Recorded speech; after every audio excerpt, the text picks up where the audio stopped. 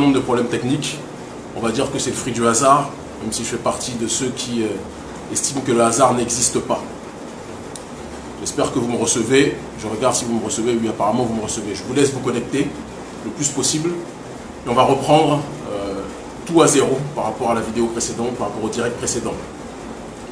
J'espère que vous m'entendez parce qu'il y a beaucoup de bruit dehors. J'espère que ça ira. Je vous laisse vous connecter. On va y arriver, hein. Quels que soient les obstacles que certains mettent face à nous, on va y arriver. On va y arriver. Les 14, voilà, comme ça.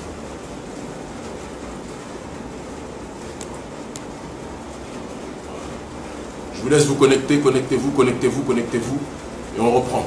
Là où on s'est arrêté. Du moins, on va même reprendre complètement à zéro, ça sera beaucoup plus simple. Vous m'excusez pour mon visage, hein, pour ma tête fatiguée, je dors très peu. Cette semaine a été une semaine extrêmement chargée. Semaine de semi-clandestinité. Comme je le disais auparavant, vous nous excuserez, il n'y a pas de décor affriolant comme vous pouvez le voir dans mon émission de télévision, mais c'est la voie, c'est le chemin de la semi-clandestinité. Semi-clandestinité pour la simple et unique raison que, comme vous le savez, je suis venu par voie terrestre, par la force de ma volonté, de mon cerveau et de mon sens de la stratégie aussi. D'accord, j'ai traversé le Togo, pays où je suis pourtant interdit, de manière injuste et illégale, parce qu'on estime que là-bas je suis une menace à l'ordre public, simplement parce que je dis que le régime de Faure Gnassingbé est une dictature, et dès que vous dérangez les autorités, c'est comme ça que ça se passe là-bas. J'ai traversé le Ghana, d'accord, j'ai fait voiture, bus, etc., pirogue, à la frontière, enfin, je ne rentre pas dans trop de détails, ça ne sert à rien pour en donner, mais du côté de Ghana, Côte d'Ivoire. Et me voici, depuis une semaine. J'ai rencontré un certain nombre de personnalités politiques. Je ne vais pas citer leurs noms parce que je sais que tout le monde... il y a des gens qui sont fatigués de la prison et qui ne veulent pas y retourner. Et donc je ne vais pas donner de nom. Moi, la prison, c'est devenu l'hôtel. J'y vais tellement régulièrement que ce n'est pas un problème. Et je sais très bien qu'en venant ici, par amour pour notre peuple, par amour pour la Côte d'Ivoire, je sais pertinemment que quand on va m'arrêter, on va me torturer, on va me tabasser parce que la police des Ouattara est une police barbare. Ouattara, il ne parle des droits de l'homme qu'à la télé, sinon sur le terrain, c'est un meurtrier, quelqu'un qui torture, j'ai envie de dire, les corps et les âmes.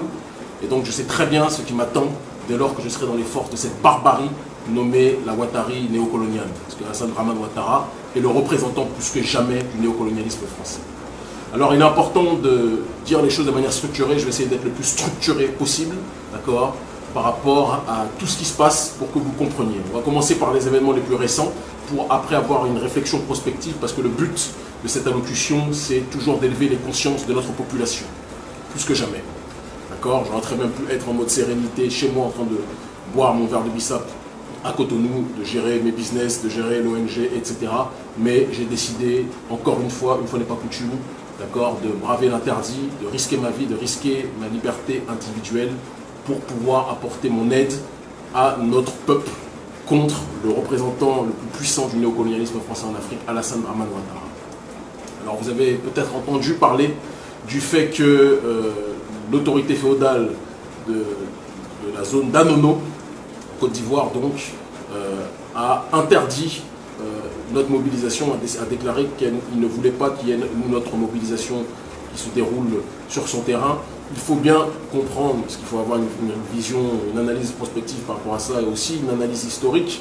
Depuis, en réalité, Kwame Nkrumah, depuis, en réalité, Patrice Emery Lumumba, jusqu'à Thomas Isidore Sankara et jusqu'à nous aujourd'hui, il y a toujours eu des problèmes au sein de la résistance africaine, entre la résistance africaine et certaines autorités féodales qui collaboraient avec l'oligarchie coloniale. C'est quelque chose qui est d'une évidence. Et dès lors que il a été dit, ça je n'ai pas compris pourquoi du comment, certains membres de l'opposition, plutôt que d'assumer, de dire qu'ils organisaient des mobilisations, une mobilisation contre le troisième mandat, c'est notre nom qui a été sorti. Certains ne veulent pas se mouiller, donc ils ont donné notre nom. Je l'entends, il n'y a pas de problème, moi j'assume tout, il n'y a pas de souci, d'accord, en disant que c'était nous les organisateurs. Et dès que le chef d'Anono a su que c'était nous les organisateurs, il s'est volatilisé comme Casper, comme le fantôme. Et je pars du principe, d'après les éléments qui m'ont été donnés, qu'il y a une double force qui a comment dirais-je, convergé vers lui, en l'occurrence des pressions et des menaces vis-à-vis des autorités étatiques ou ouattaristes de un et de l'autre de l'argent. Et c'est une constante à l'heure actuelle au sein de la Côte d'Ivoire pour que le peuple et la scène internationale comprennent. Les chefs féodaux, bon nombre de chefs féodaux, pour tenir, pour éviter des révoltes, pour éviter des insurrections, reçoivent des bakchiches du gouvernement Ouattara. Et ça, c'est quelque chose qu'on doit dire parce que ce n'est pas nouveau. Thomas Sankara disait que tant que l'autorité féodale ne sera pas dans une démarche de se battre en priorité, d'agir en priorité pour la souveraineté de son peuple, plutôt que pour ses intérêts pécuniaires, jamais nos populations ne pourront s'élever comme elles se doivent de le faire. Et bien, c'est quelque chose que nous vivons plus que jamais au XXIe siècle. J'aurais très bien pu braver l'interdiction donnée donc, par le chef féodal de la zone d'Anono. On attendait entre 3 000 et 4 000 personnes aujourd'hui qui étaient déjà en train de confluer lorsque l'information a circulé selon laquelle, plus que jamais, la mobilisation était interdite. Mais je ne suis pas dans une démarche de faire un bras de fer qui va tourner au pugilat ou à l'affrontement avec les autorités endogènes. Ce n'est pas mon objectif. Je ne suis pas venu ici pour semer le désordre. Il est très important qu'on le précise, d'autant plus que les mobilisations auxquelles nous appelons, excusez-moi, sont des mobilisations pacifiques. Et j'insiste profondément sur ce terme.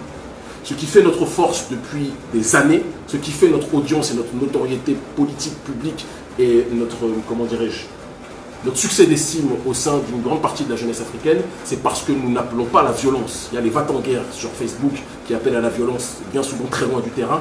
Mais moi, je fais partie de ceux qui pensent que si le sang doit couler, le sang du leader doit couler, je l'accepte complètement. Mais je ne vais jamais faire couler le sang des miens, de mes sympathisants, de mes partisans, parce que être un leader politique responsable, c'est préserver l'avenir des nôtres.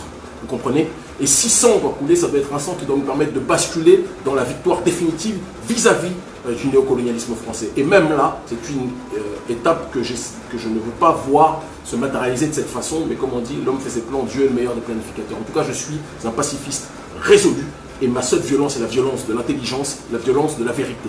Raison pour laquelle j'ai refusé donc de me confronter, d'accord, dès lors qu'on a su que les autorités féodales marchaient de pair avec le régime Ouattara, j'ai dit qu'il était hors de question qu'on force le trait. Une autre alternative m'a été proposée, d'accord, en l'occurrence le campus, et faire une mobilisation auprès des étudiants donc, ivoiriens sur le campus universitaire. Partons du principe qu'on a énormément de sympathisants, je le confirme parce que je suis en contact avec énormément de jeunes là-bas, d'accord, énormément de sympathisants auprès du campus, sur le campus universitaire, et qu'aller là-bas aurait été de un succès d'estime politique et aurait été un gros coup de force et de pression vis-à-vis des autorités.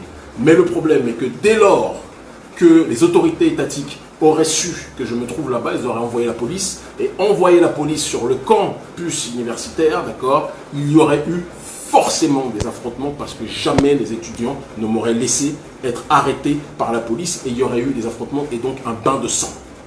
Et qu'on soit clair sur cette situation, je ne suis pas venu, excusez-moi, voilà, je ne suis pas venu ici pour faire couler le sang. J'ai une responsabilité.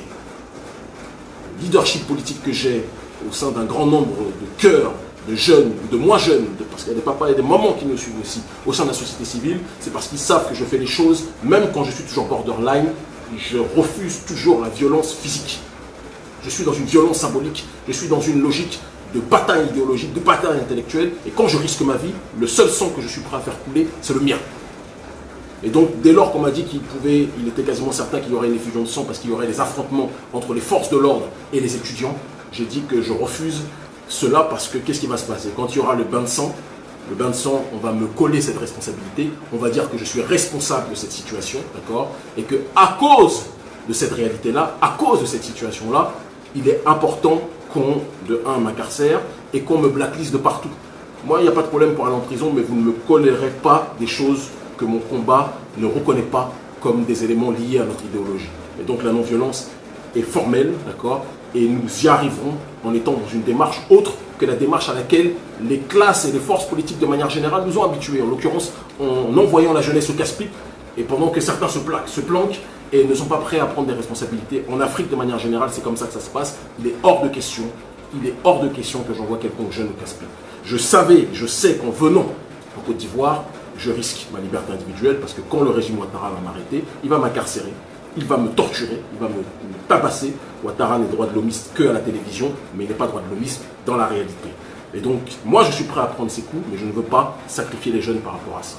Une fois que ce paramètre est énoncé, que le contexte est planté, d'accord, le contexte récent est planté, nous revenons un petit peu en arrière, donc la semaine que j'ai passée après avoir traversé les 3 pays, donc que ce soit j'ai franchi la frontière Bénin-Togo, j'ai franchi ensuite la frontière Togo-Ghana, ensuite la frontière Ghana-Côte d'Ivoire par voie terrestre, par bus, par voiture, par pirogue, par moto, en zigzagant les différents chemins pour arriver à destination grâce à notre cerveau et notre sens de la stratégie. N'oublions jamais une chose, la rue africaine a un honneur que les élites ignorent. Et ça, c'est quelque chose qu'il est important de préciser en ce qui concerne le combat que nous menons. Raison pour laquelle je me retrouve ici, malgré que le régime Ouattara se présente comme un régime très performant en ce qui concerne les services de renseignement, ils se vont de travail avec les services israéliens, etc., et qu'ils sont capables de tout surveiller. Visiblement, un jeune Africain est capable de vous zigzaguer et de s'installer à Abidjan et de manger son atchéké tous les jours sans que vous soyez capable de l'arrêter. Vous m'arrêterez quand je déciderai d'être durablement à l'extérieur et non pas de passer rapidement pour mes différents rendez-vous. Là, vous m'arrêterez, mais vous m'arrêterez quand je l'aurai décidé.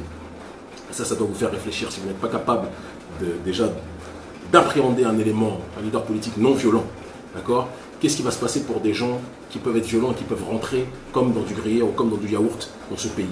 Ça aussi, vous devez réfléchir, monsieur Ouattara, et mon cher grand frère Bakayoko, qui malheureusement aujourd'hui, ancien homme de soirée extrêmement brillant, qui est devenu aujourd'hui le chef des tortionnaires et des assassins de la milice, donc des microbes. On y reviendra tout à l'heure.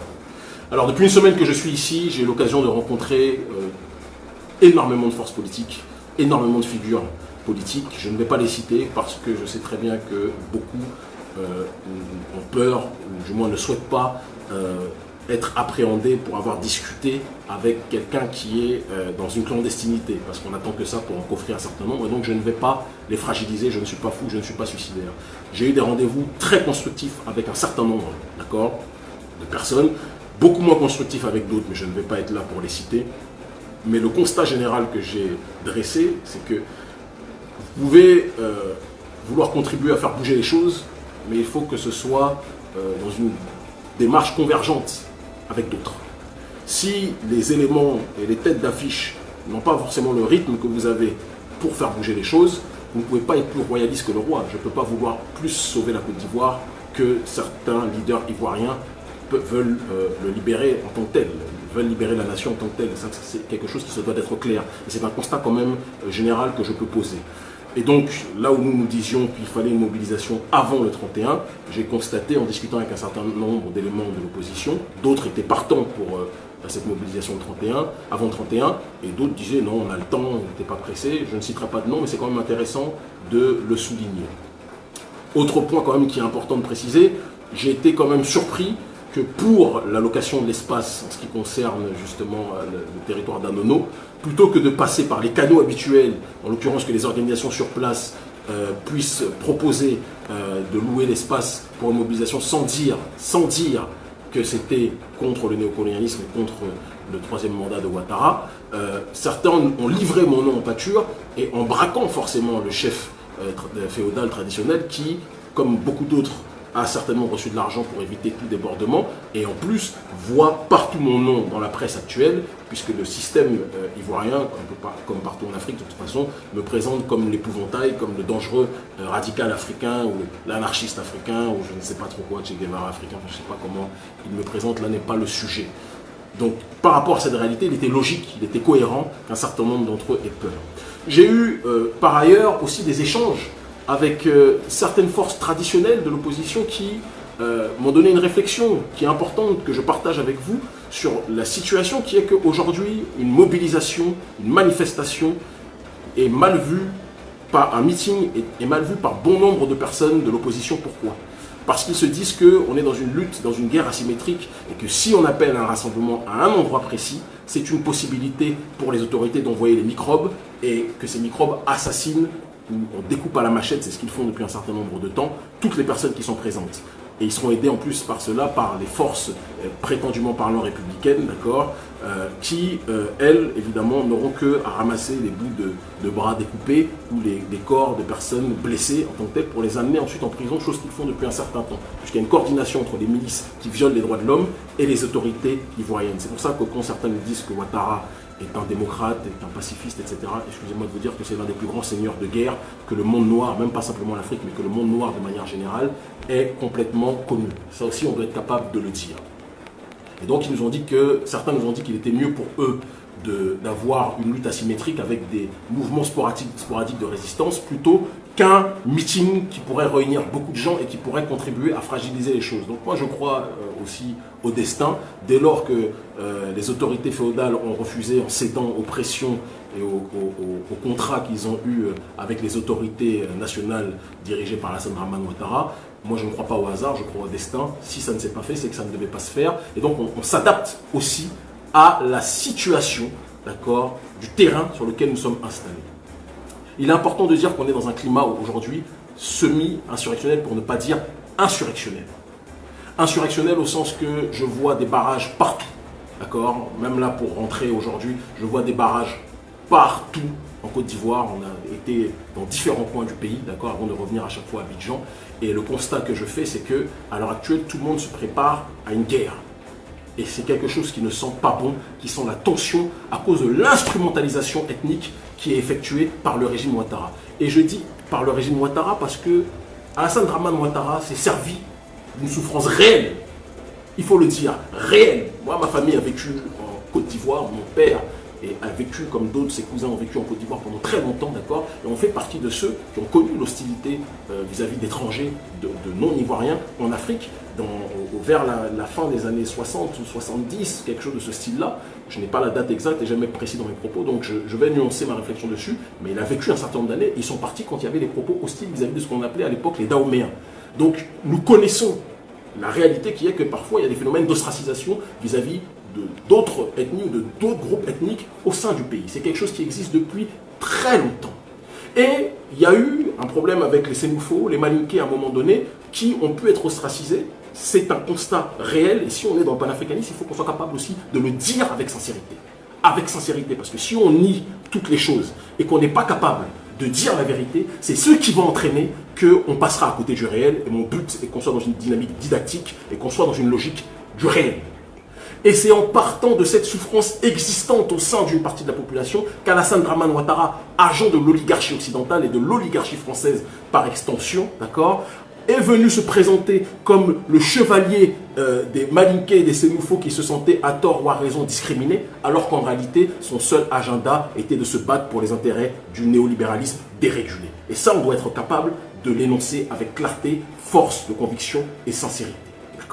Et c'est dans ce cadre-là qu'Alassane Dramane Ouattara, avec ses miliciens, a fondé notamment la milice des microbes, notamment avec son type Ahmed Bakayoko.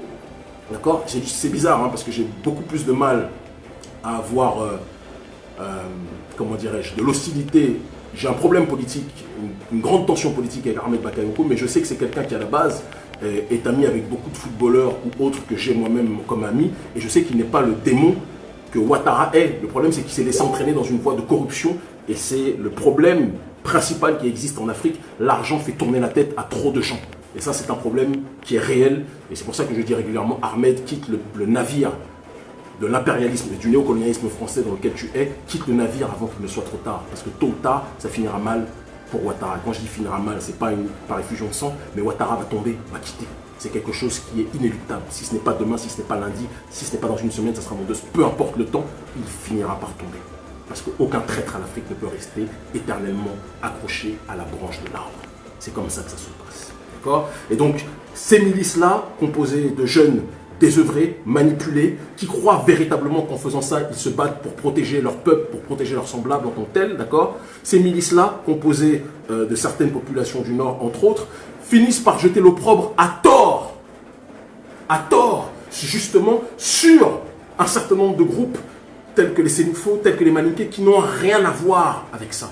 Je connais énormément de Sénoufos, énormément de Malinké qui ne sont pas concernés par la logique des microbes, qui sont hostiles à la logique des microbes et qui sont hostiles à Alassane Dramane Ouattara.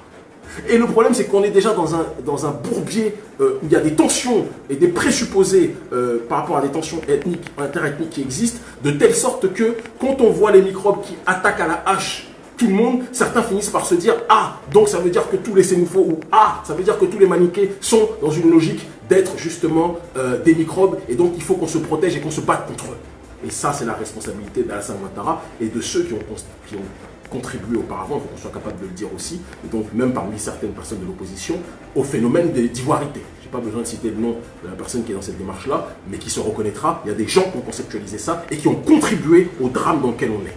D'accord? Il est trop facile de dire que c'est simplement le démon, parce que c'est un démon politique, Ouattara. Il y a aussi des gens dans l'opposition qui ont contribué à ça et qui n'ont pas facilité la tâche et qui ont fait qu'aujourd'hui on se retrouve dans cette situation.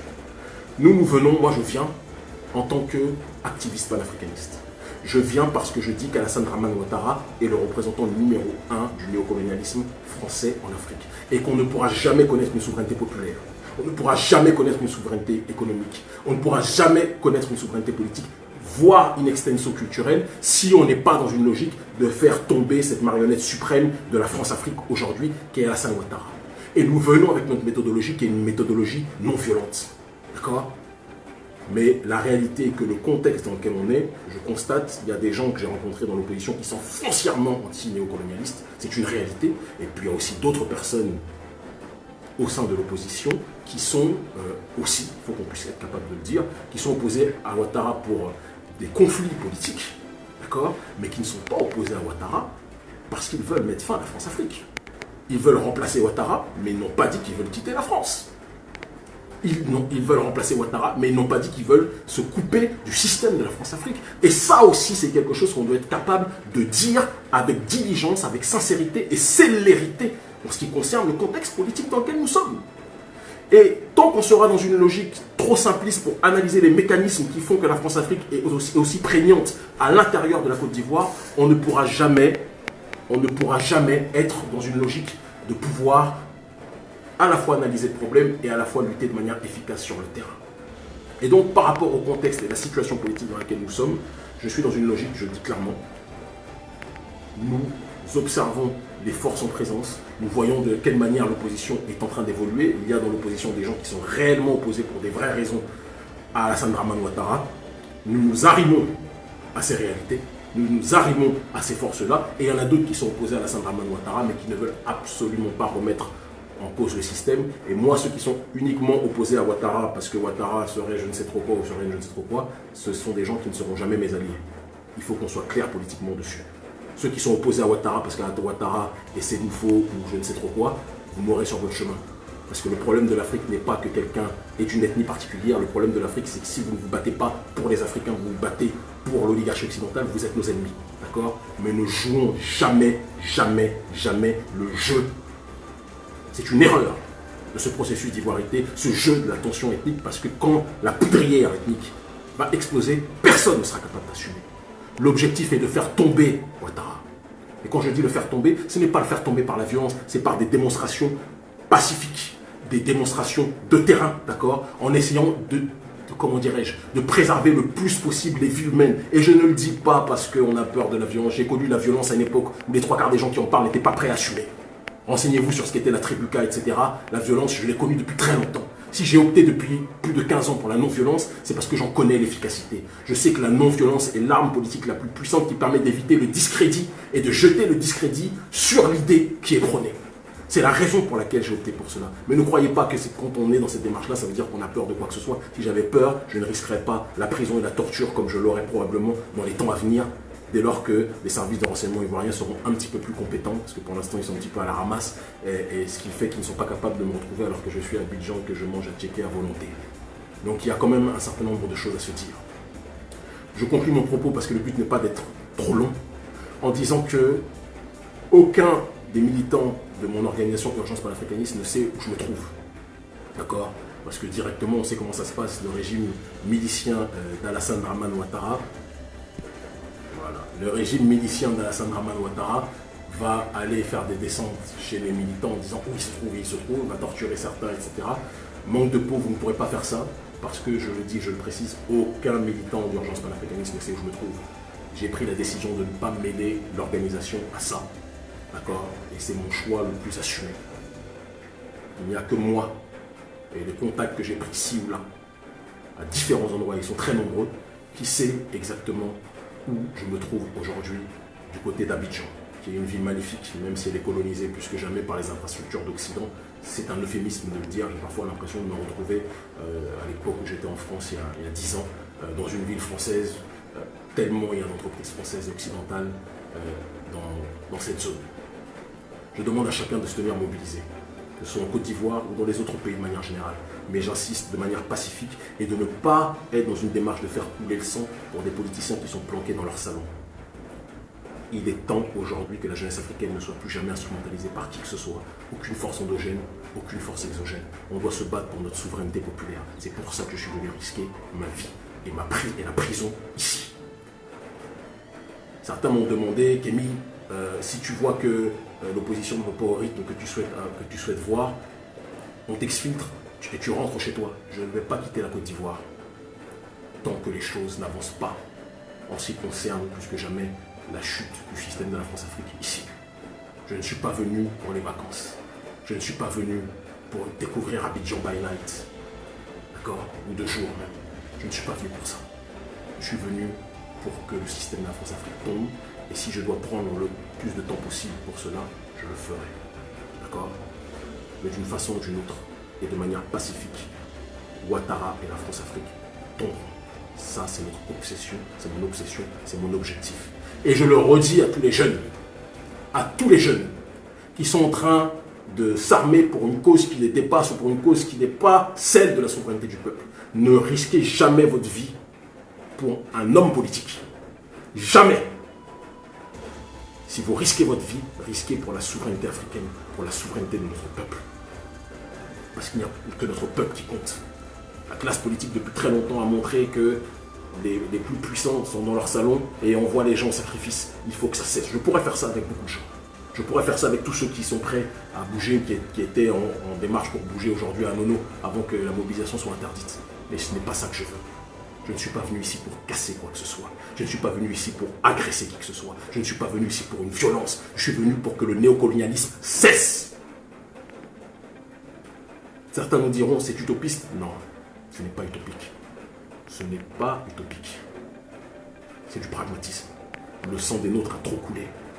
Et les batailles sous proxy où on donne l'impression que ce sont des ethnies qui se battent les unes contre les autres alors que ce sont certaines fois certains groupes minoritaires à l'intérieur d'ethnies qui sont instrumentalisés par l'oligarchie occidentale et leurs co-contractants africains, tout cela doit cesser. C'est le prix à payer. Si le prix à payer, c'est que je sois incarcéré, c'est que mon sang soit versé, que je sois arrêté dans les jours à venir, je le serai. J'ai commencé ce combat il y a 20 ans. J'en connaissais l'issue. Certains ont fini par croire, à force de me voir à la télévision, ils ont fini par oublier toutes les fois où je suis incarcéré, toutes les fois où je suis surveillé, toutes les fois aux quatre coins du monde où je suis considéré comme une menace par l'oligarchie occidentale de manière générale. Mais ne vous trompez pas, le maquis est notre terrain, pas le maquis d'Atchéké, mais le maquis du combat et de la résistance en tant que tel. Ils finiront par comprendre. Restez connectés par rapport aux prochains événements, nous les suivrons avec attention. Je continue les réunions avec bon nombre de gens dans l'opposition, quels qu'ils soient, avec des intérêts parfois extrêmement divergents. J'ai rencontré des gens qui se haïssent entre eux, mais qui ont tous pour projet d'être contre Ouattara. Très bien, d'accord. Mais je garde mon libre arbitre. Et jamais qui que ce soit ne pourra nous manipuler. Notre objectif est de faire tomber le système de la France-Afrique, pas de nous attaquer à un individu à cause de son ethnie. Je m'opposerai toute ma vie à cela. Parce que mes frères sont sénifaux, mes frères sont bêtés, mes frères sont abourés, mes frères sont baoulés, mes frères sont malinqués, mes frères sont de toutes les ethnies. Le panafricanisme, c'est l'unité des diverses formes d'africanité. Et des gens qui disent « un tel n'est pas ivoirien », il faut arrêter aussi avec ça. Parce que la Côte d'Ivoire est une création coloniale. Le problème n'est pas que quelqu'un n'est pas ivoirien ou ivoirien. Le problème est que certains se battent pour les intérêts de l'oligarchie occidentale. Retenez ça. Force à vous, l'Afrique.